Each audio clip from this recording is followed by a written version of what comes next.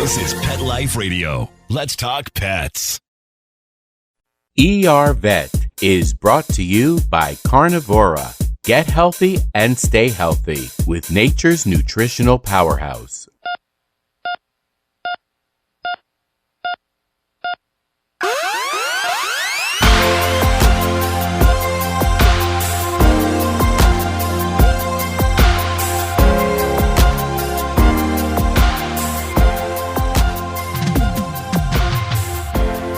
Welcome to EveryCat on Pet Life Radio. I'm your host, Dr. Justine Lee, and I'm a board-certified emergency critical care veterinary specialist and toxicologist.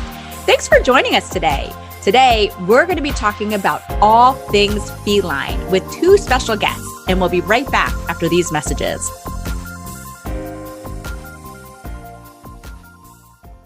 Hi, this is Deborah Lau, president of Carnivore Research International. Did you know that people have used carnivore for their pets successfully for a wide range of immune challenges for many decades? Here are carnivore clients sharing their pet's testimonial. My cat had issues that developed in his eye, and 6 months later, they had to go ahead and scrape the eye. And 3 months later, the same ulcer came back on in the same eye. So my veterinarian said, you know what, let's go ahead and remove the eye. So that night, I heard the carnivore on advertising. So I said, you know what, I'm going to order this product. That way, at least I tried. They did the procedure. They did all the tests. To their surprise, they said, I don't know what you did, but I'll see you in 2 months. I kid you not. This product saved his eye. Call 866-836-8735. That's 866-836-8735. Or visit carnivore.com.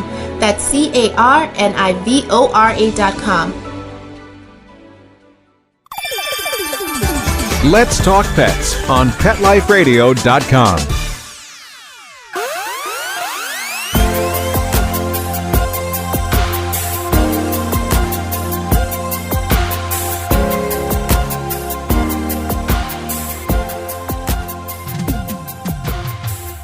Welcome back to EveryCat on Pet Life Radio. Really excited to have Dr. Vicki Thayer and Steve Dale on our show today. Thank you guys both for joining us.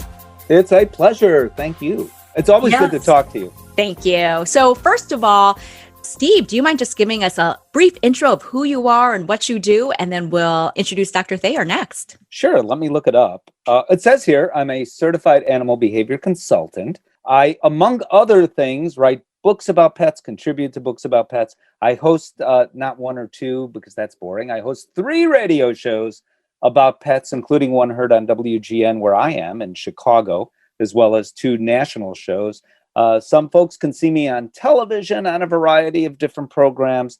I speak at veterinary conferences, typically in different places around the world, more recently from my living room. And most importantly for me, I'm on the board of directors and have been for 15 years or so now of the Winn Feline Foundation, which we have a very special announcement to make. But first, Dr. Thayer. Hi, I'm Dr. Vicki Thayer, and I live in Oregon, and I'm a longtime cat-oriented veterinarian and really a cat specialist, and I've been very involved in organized veterinary medicine through the AVMA House of Delegates, American Association of Feline Practitioners, and also board member and executive director of Winn Feline Foundation, now EveryCat Health Foundation. And I'm also on the board of a fairly large cat shelter here just outside Portland, Oregon. So I'm very excited about all the exposure I get to cats and their health and welfare. Wonderful. Well, thank you both of you guys for all that you guys do. Now, I did want to mention Winn Feline Foundation. Now, I know this in the veterinary space, but a lot of cat owners may not know this. And from my understanding, you guys just changed the name to EveryCat Health Foundation. Do you mind just giving me a little bit of background about what Vinn's mission is and why they ended up changing the name? The Winn Feline Foundation has been around since 1968. It was begun with $150 by a guy by the name of Robert Winn, hence the name Winn Feline Foundation, and originally to focus studies on cats, particularly pedigree or purebred cats. No one was doing that back in 1968. I mean, no one was studying or researching cats. Cats have always been the second-class citizens And actually, that's still the case to an extent. The good news is that's changing. Now, about $7 million, countless research studies later, I dare say, and Dr. Thayer can add to this, but I dare say that if you have a cat, if you know a cat, if you've ever seen a cat, that cat has been impacted and is every single day by studies we have funded. Everything from illnesses cats get to treatment for those illnesses that are received by all of you people who love your cats, to understanding cat behavior. Not only cats at home in your home, but outdoor cats, feral cats, or community cats, as well as cats in shelters. Dr. I Thayer? would add to what Steve had to say in the sense that beyond the health studies that we support, a lot of our mission too is also in education. So it's informing cat lovers about what we do, what their health, and also veterinarians, so we can bring this information and better the lives of cats, help them live longer lives, and also, people to enjoy their cats right alongside them. So since we help every cat every day, we thought, you know what, Winn Feline Foundation, people don't know what that is necessarily. The name doesn't explain what we do. And you're right, people in the veterinary profession know, researchers know, but cat lovers don't always know that. And you look at the name, it doesn't explain what we do. So we thought EveryCat Health Foundation clearly explains what we do. And it is helping cats, every day, to be healthier, both behaviorally and medically. Now, I know you guys play a key role with funding veterinary research, and this is research really designed to help every single cat out there survive longer. Now, two of the biggest developments that have been hitting the press, one of them is FIP. And if you have a purebred cat, especially a Bengal, I've just seen so many cats, unfortunately, diagnosed with FIP. Dr. Thayer, do you mind just giving us a little bit of background about FIP? Now, we've had a previous episode about it, but I know there's some cutting edge research that's coming out. And as an emergency critical care specialist, when I used to diagnose cats with FIP in the emergency room, it was a death sentence. They only had a couple of days to weeks. How is that different now, Dr. Thayer?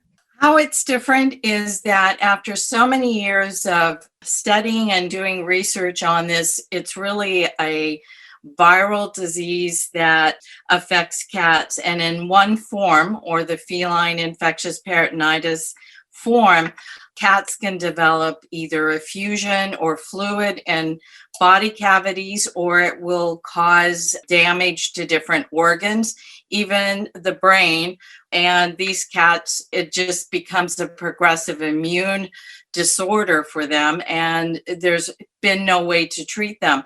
But in recent years, Winn Feline Foundation has funded a number of studies showing that we can affect the health of these cats, and there are treatments out there that can have cats be essentially on the way into remission.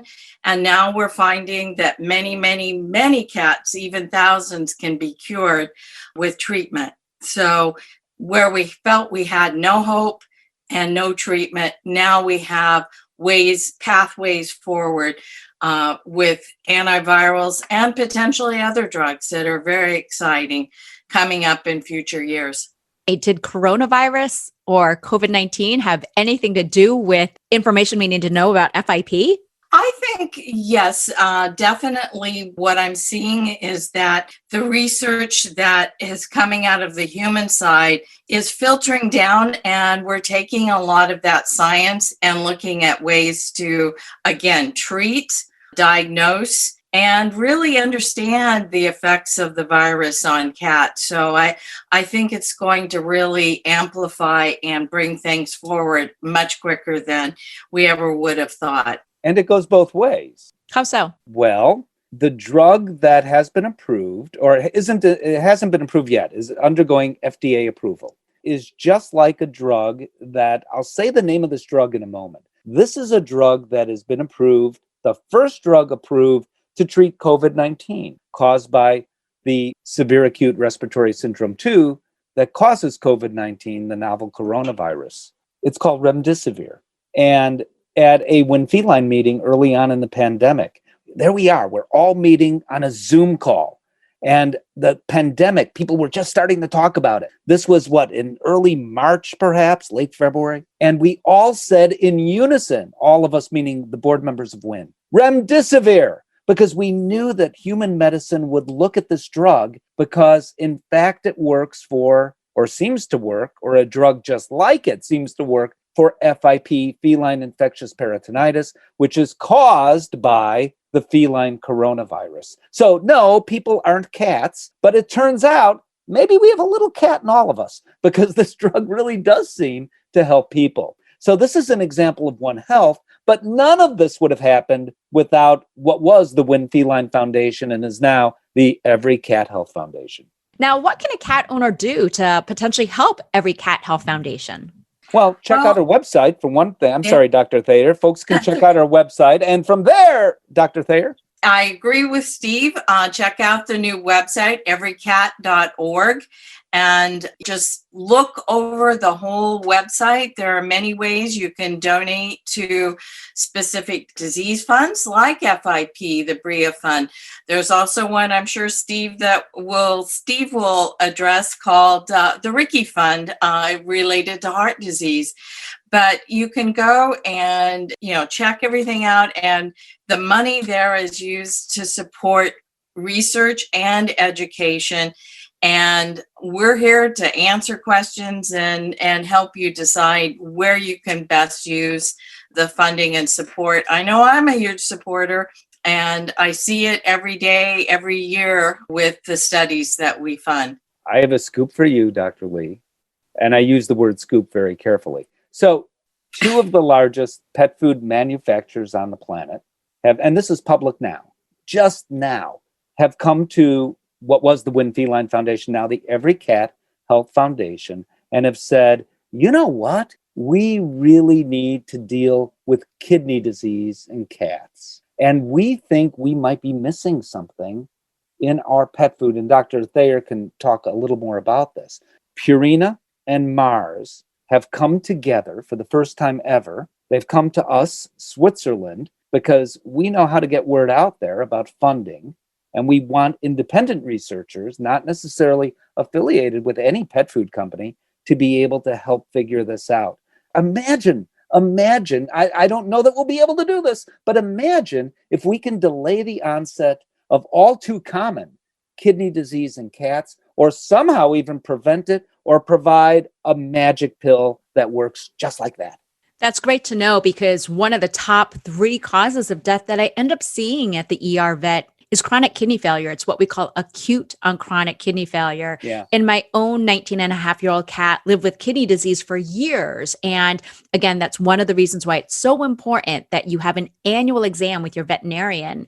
And as your cat ages, for me, that's over 11 to 12, I actually recommend a twice-a-year exam and twice-a-year blood work. And talk to your veterinarian. I would rather you splurge on blood work instead of vaccines, because I want to make sure that we're monitoring that kidney function. And so frustrating by the time we often see it. It usually means that 25 to up to 75% of kidney function is gone by the time we see a cat showing significant elevations in their kidney function. So really important, because again, it's one of the top 3 killers that I see in cats. Now, we have so much more to discuss, but we'll be right back after these messages.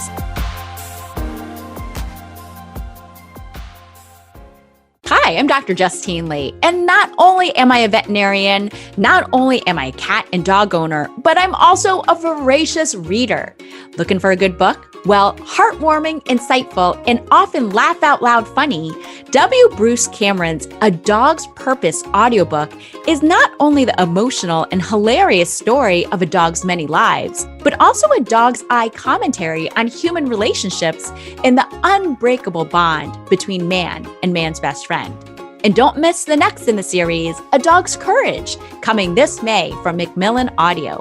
Order them wherever audiobooks are sold. Hi, this is Deborah Lau, president of Carnivore Research International. Did you know that people have used carnivore for their pets successfully for a wide range of immune challenges for many decades? Here are carnivore clients sharing their pet's testimonial. Our little dog developed this lymph problem. We took him in for surgery last year. We noticed a lump on his chest that was a lymph node that was swelled up. So the doctor checked it out and had it analyzed and everything. And the chemotherapy lasted for 6 months. He started developing more lymph nodes that were swelled up. So I thought I'd just try carnivore. We started that, and he really responded. The lymph nodes started to go down, swelling did. Then I took him into the vet to have him checked out, and there was no sign of any disease at all inside, in the internal organs at all. Call 866-836-8735. That's 866-836-8735. Or visit carnivore.com. That's carnivora.com. Let's talk pets Let's talk pets on Pet Life Radio. Pet Life Radio. PetLifeRadio.com.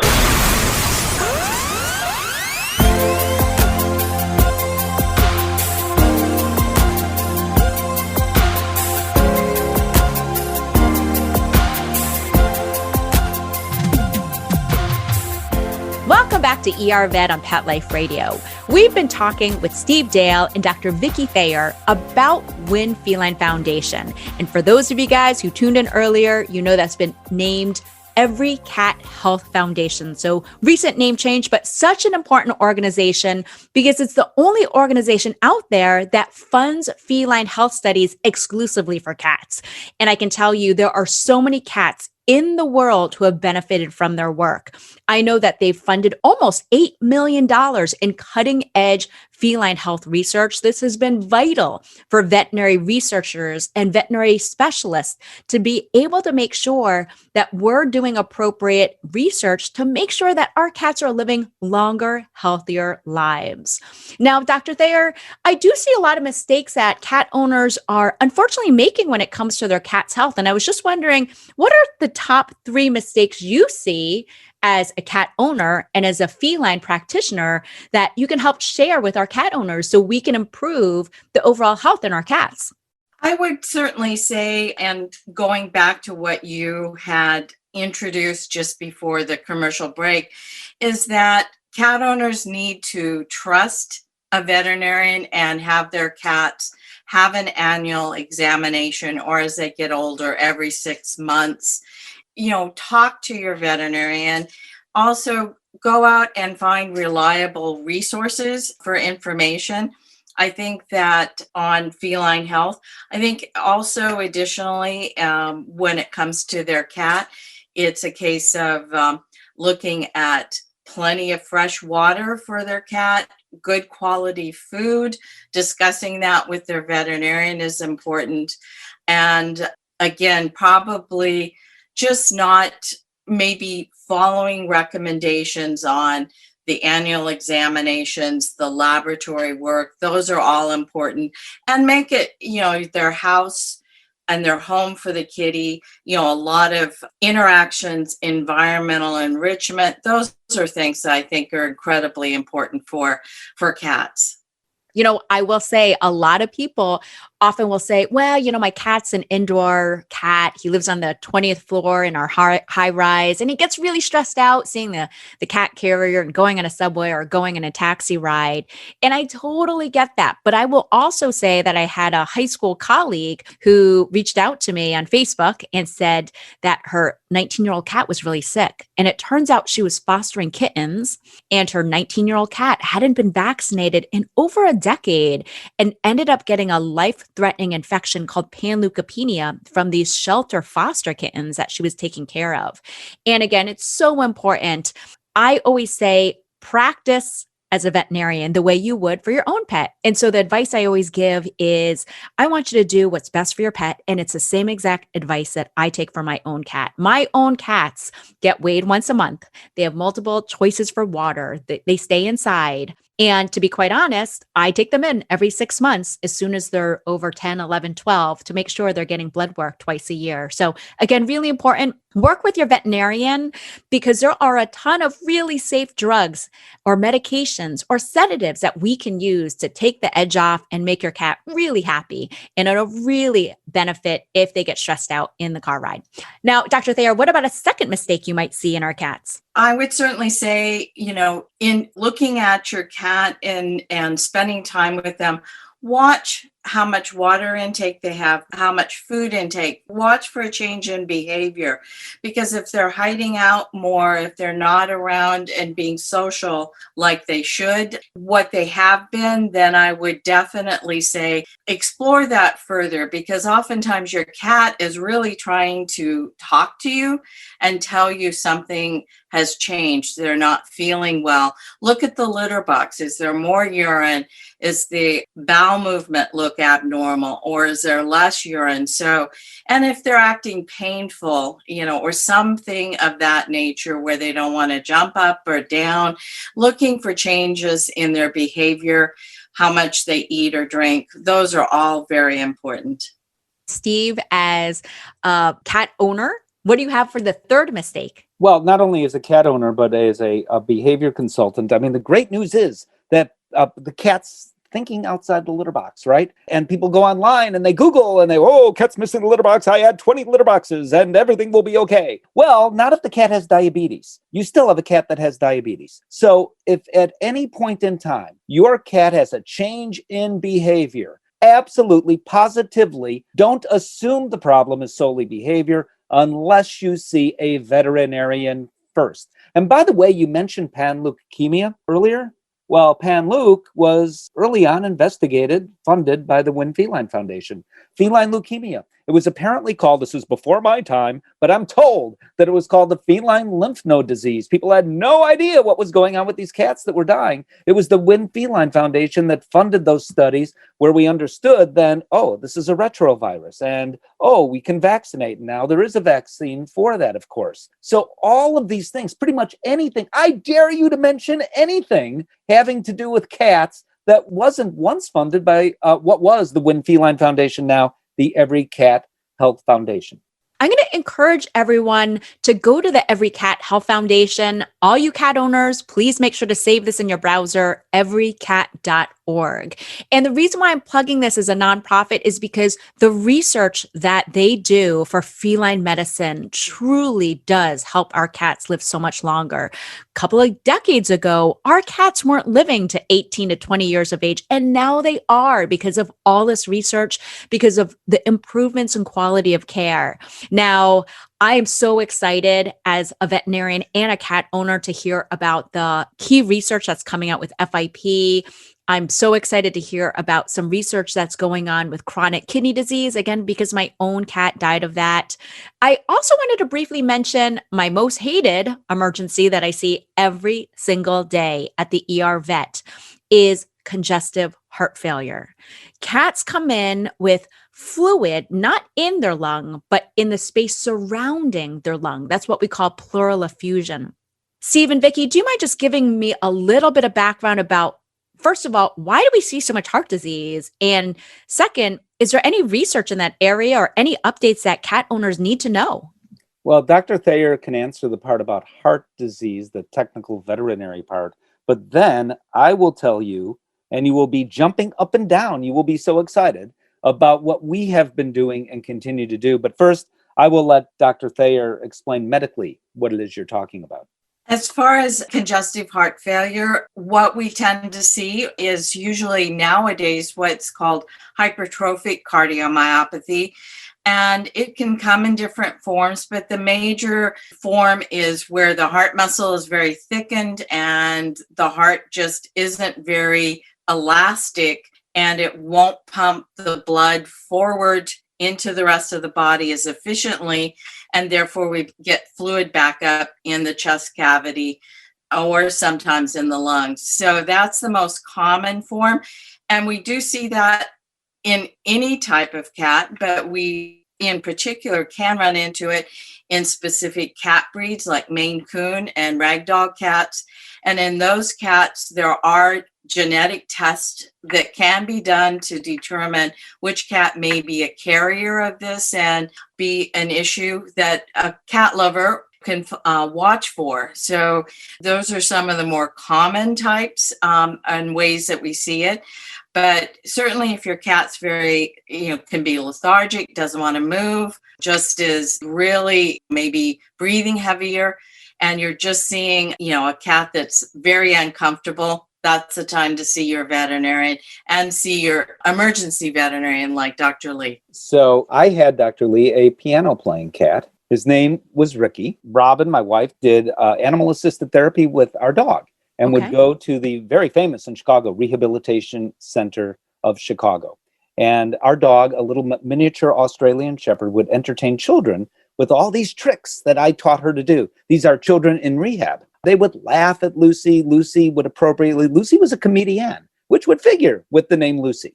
And she was wonderful. But once my wife came home and said, I'm bored, I need something else to teach my dog. So I don't know why, but I thought, okay, a little kid's piano. I'm going to go to Toys R Us. I don't even know if they have those stores anymore, but I went to Toys R Us and bought a little kid's piano. I closed the door to the room and began clicker training, which is a way to train dogs or any other animal how to play the piano. And I would shape the behavior. She'd lift the paw a little bit more. I'm first practice, 20 minutes in, if that. I didn't close the door all the way. And in walks Ricky, our little Devon Rex kitten. Looks at me, looks at the dog, looks at the piano, and goes, ping, ping, ping, ping, ping, ping, ping. Wow, I have a natural born prodigy here, I thought. And Ricky also loved going out in the world. I would take him out with a leash and harness. No one at that time did that with cats. The bond that I had with this cat was something I may never have again with any other animal, because I would be able to point to a hula hoop. He would know to jump through it. I almost didn't have to train him. He trained me. Most amazing cat. This was before YouTube, but television found out, and he did all of these TV shows, ranging, Oprah's person hired a real piano teacher, to knock at our door, who took this really seriously during the shoot and actually looked at Ricky at one point and said to the cat, "You don't practice enough. I said that to Luther Vandross last week. He listened to me. You're not listening to me." On cue, Ricky went, meow. Ricky was just an amazing cat. And one day diagnosed with feline hypertrophic cardiomyopathy, the kind of heart disease you guys are talking about. And one of the signs of this disease is sudden death. They just die. Good news is he didn't know he was sick for about 2 years, but then got sick for only days, but then just dropped. And it is by far the number one cause of sudden death.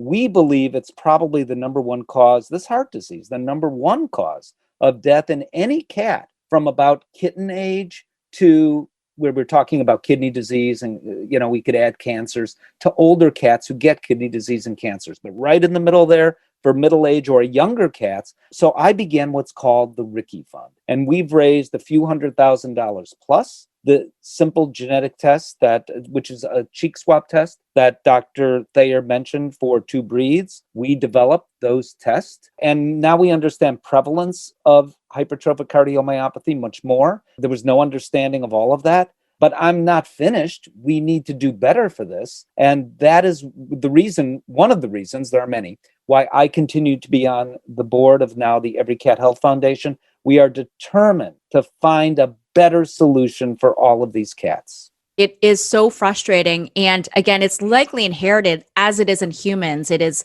quite common, unfortunately, in NBA basketball players. And, so frustrating when it causes sudden death. My own cat, another cat, also died of heart disease. And the frustrating thing about cats is they oftentimes don't have a heart murmur that we can hear when we listen with our stethoscope. If they do have a heart murmur, I'm a huge advocate. They need to see a board-certified cardiologist for an ultrasound. They need advanced workup. They need chest x-rays. But when in doubt, please check with your veterinarian.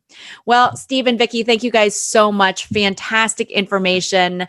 So important and vital what you guys are doing, and absolutely love it. And I really appreciate you guys coming on, because the more awareness that we bring to pet owners about feline disease, the more we can help support research and funding that hopefully is going to help cure it like we are doing with FIP. Thank you again so much. Thank you. Thank you. Again, I'm going to encourage everyone, please check out the EveryCat Health Foundation. There's great information on their website, and you can also follow them on social media.